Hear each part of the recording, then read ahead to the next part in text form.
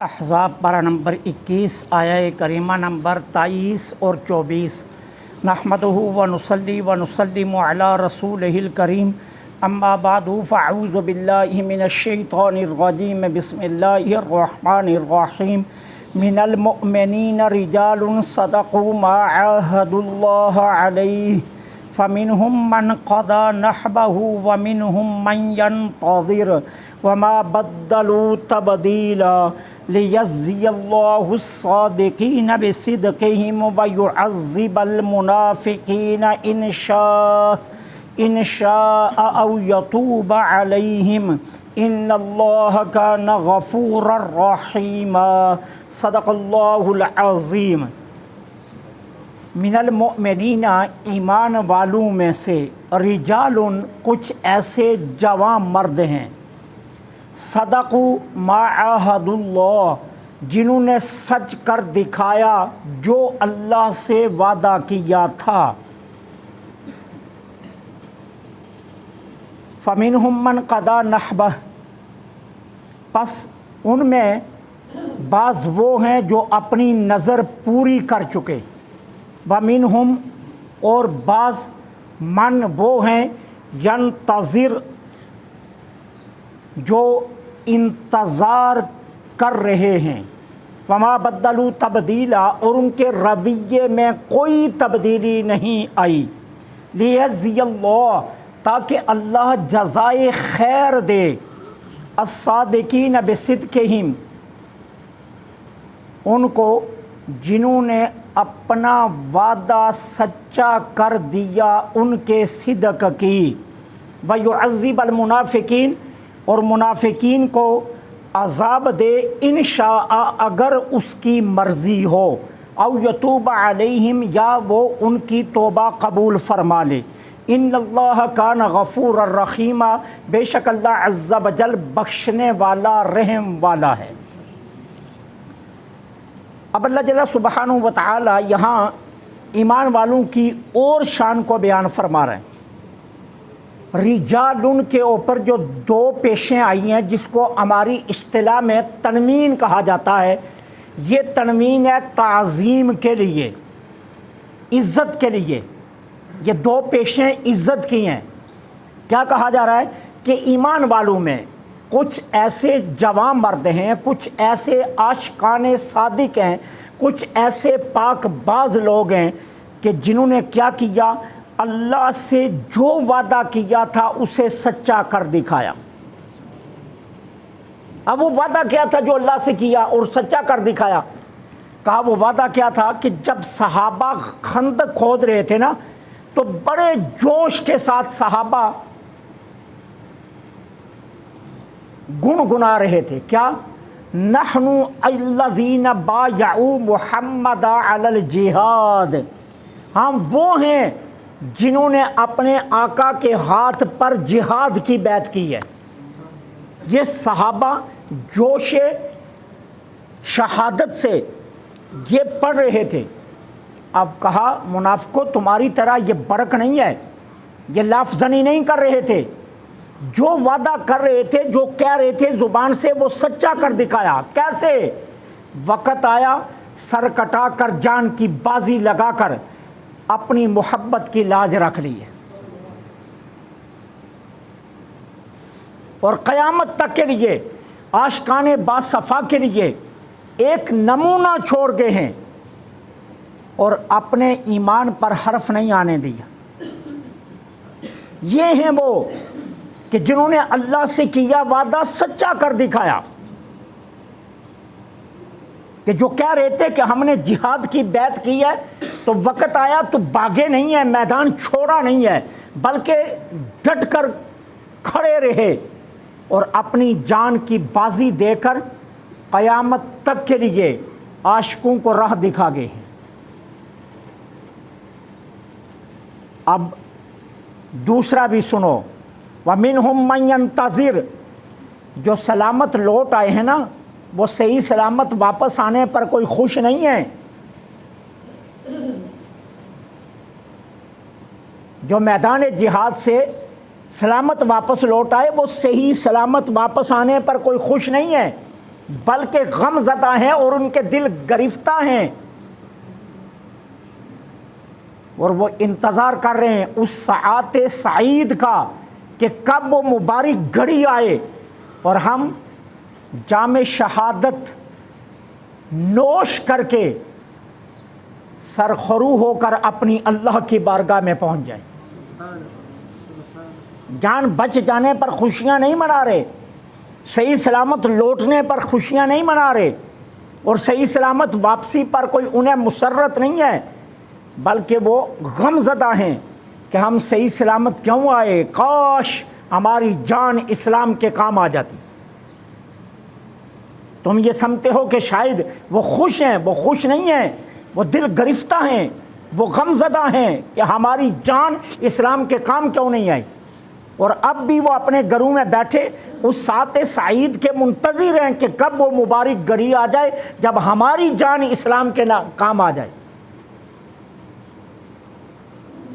فما بدلوا تبدیلا، اور ان کے رویوں میں اتنے بڑے لشکر جرار کے آ جانے پر جو مہیب خطرات لاحق ہوئے تھے، کوئی ان کے رویوں میں تبدیلی نہیں آئی۔ اب صاحبو ذرا ایک لمحے کے لیے سوچنا، یہ وہ مقدس ہستیاں ہیں جن کی بے لوث اور بے دریغ قربانیوں کے صدقے اسلام کو شان و عزت ملی ہے۔ یہی وہ مقدس ہستیاں ہیں کہ جن کی جان نثاری اور وفا شعاری کے صدقے آج ایمان کی نعمت ہمیں میسر ہے۔ آج اگر ہم مسلمان ہیں تو صحابہ کی قربانیوں کا صدقہ ہے نا، آج اگر ہم کلمہ گو ہیں تو صحابہ کی قربانیوں کا صدقہ ہے۔ لیکن کتنے افسوس کی بات ہے، کتنے افسوس کی بات ہے کہ کچھ وہ لوگ جنہوں نے اسلام کی کوئی خدمت ہی نہیں کی، جن کا اپنا کوئی عمل ہی نہیں ہے، بلکہ اسلام کے لیے باعث ننگ و عار ہیں، ہر قدم شریعت کے خلاف اٹھ رہا ہے، سنت مصطفیٰ علیہ تحیت و ثنا سے ان کا کوئی رشتہ ہی نہیں ہے، عمل سے، شکل سے، کردار سے، سیرت سے اسلام کا منہ چڑھا رہے ہیں۔ اور کتنے بدبخت ہیں جو ان مقدس پاک باز ہستیوں پر زبان تان دراز کر رہے ہیں، اور وہ یہ سمجھتے ہیں کہ ان کو برا بلا کہنے سے ہمارے ایمان کا رتبہ بلند ہوگا۔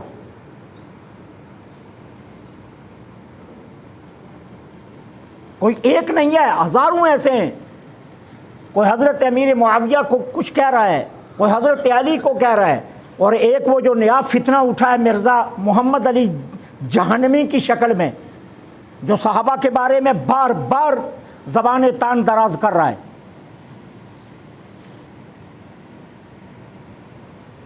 یہ وہ مقدس ہستیاں ہیں کہ زبان قدرت جن کی تعریف میں رطب اللسان ہے، یارو قرآن جن کے پاک باطنی کی شہادتیں دے رہا ہے، فرشتے جن کی شجاعت، بصالت، سخاوت اور عدالت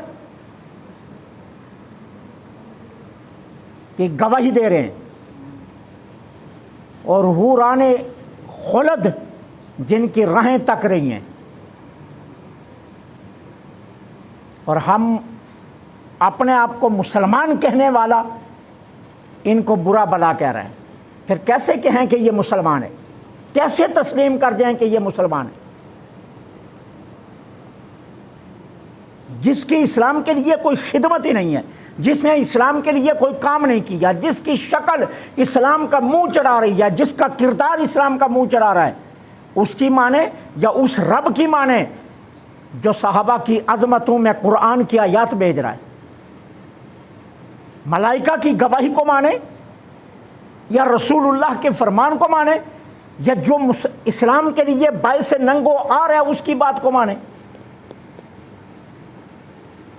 تو اللہ کا قرآن صحابہ کی تعریف میں ورق ورق پر گواہی دے رہا ہے۔ یہ صحابہ ہیں جن کے صدقے آج ہم ایمان کی دولت سے مالا مال۔ تو اس لیے کہا لیجزی اللہ میرے محبوب کے غلاموں، دنیا کچھ بھی کہے، کوئی جو مرضی بکواس بکتا رہے، تو میں پرواہ نہیں ہونی چاہیے۔ اللہ کا وعدہ ہے وہ تمہاری صداقت کی وجہ سے اور تم نے جو وعدے سچے کر دکھائے ان کی بنیاد پر اللہ تمہارے تمام اعمال کی پوری جزا تمہیں عطا کرے گا۔ لیجزی اللہ، کہ اللہ تمہیں جزا عطا کرے گا